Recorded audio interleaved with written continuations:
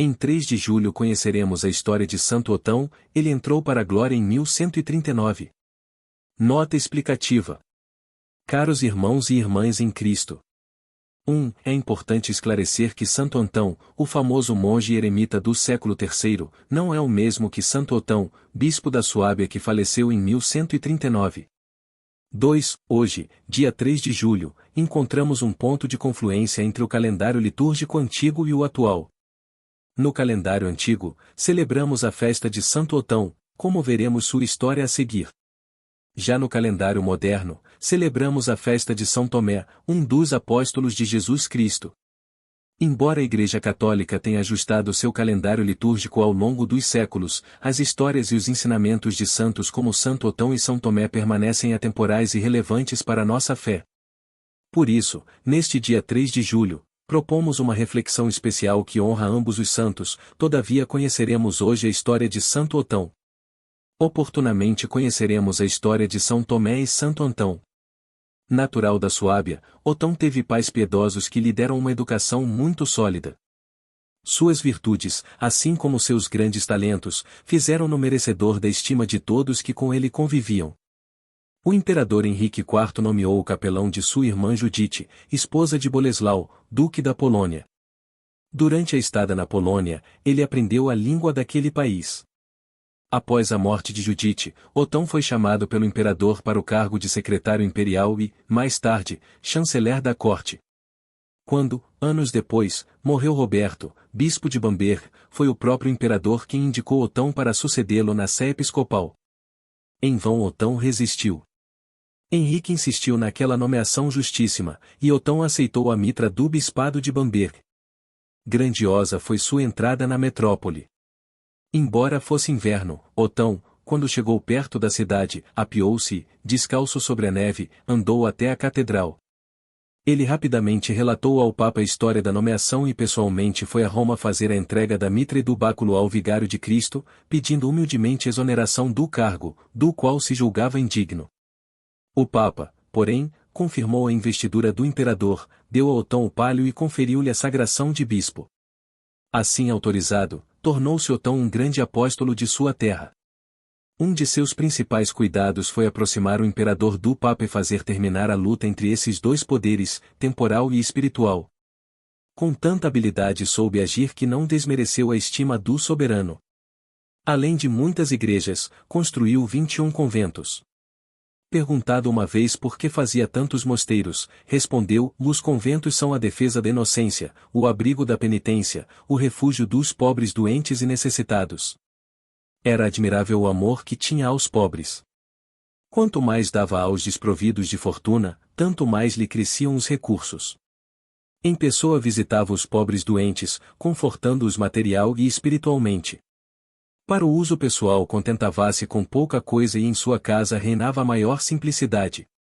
Houve quem censurasse e reprovasse esse modo de viver do bispo, mas Otão respondeu: os bens do bispo são esmolas dos fiéis, não convém, portanto, que os gastemos inutilmente.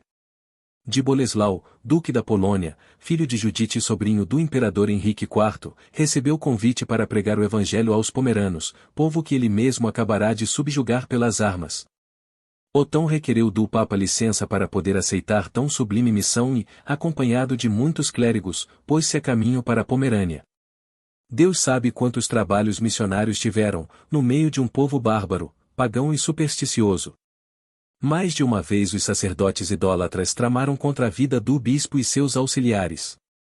Mas Deus protegeu-os e tanto abençoou seus esforços e sacrifícios que quase toda a Pomerânia se curvou sob o doce jugo de Jesus Cristo.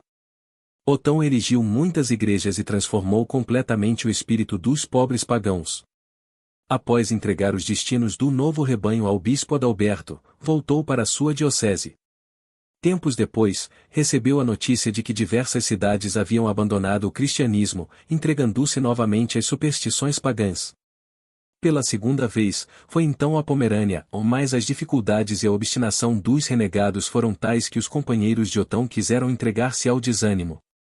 O bispo, porém, exortou-os com estas palavras: e não viemos aqui procurar o nosso bem-estar. Ou pensastes que nenhuma dificuldade deveria atravessar o nosso caminho? Desejava ver-vos todos prontos a aceitar a morte do martírio, ou não quero, porém, expor ninguém. Quem não tiver a coragem de acompanhar-me, pelo menos não embarace os meus passos. Os missionários, ouvindo estas palavras do bispo, encheram-se de ânimo e recomeçaram os trabalhos. Deus abençoou-os de tal maneira que não só voltaram à igreja aqueles que a haviam abandonado, mas ainda outras tribos pediram para ser admitidas na religião de Jesus Cristo. O regresso a Bamberg foi um triunfo.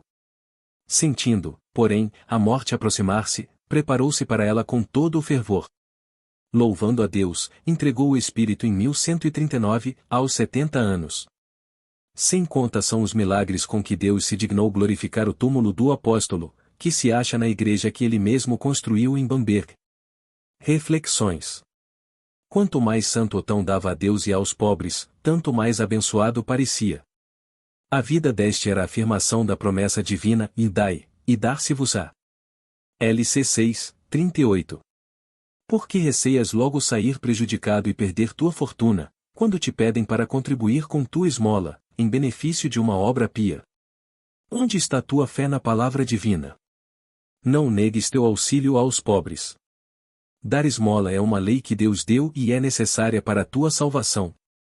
Negar a esmola ao necessitado pode ter consequências desastrosas, como facilmente se deduz da sentença que espera os ímpios, CMT 25, 41.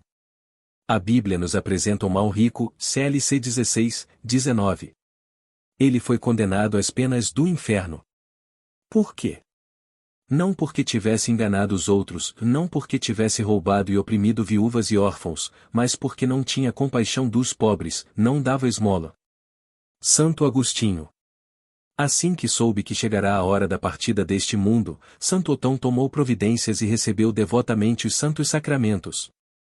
Por que tantos católicos, achando-se gravemente doentes, não se lembram de preparar a alma? Receiam que a enfermidade se agrave ou que a morte se aproxime mais depressa? Facilmente se pode observar o contrário.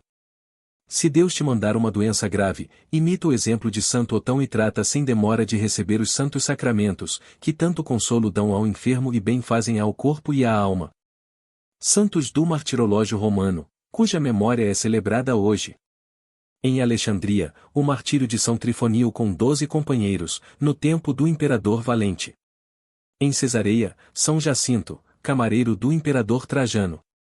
Acusado de ser cristão, teve de passar por muitos sofrimentos e morreu de fome no cárcere. Em Chiusi, na Itália, os mártires Santo Irineu, diácono, e Santa Mustiola.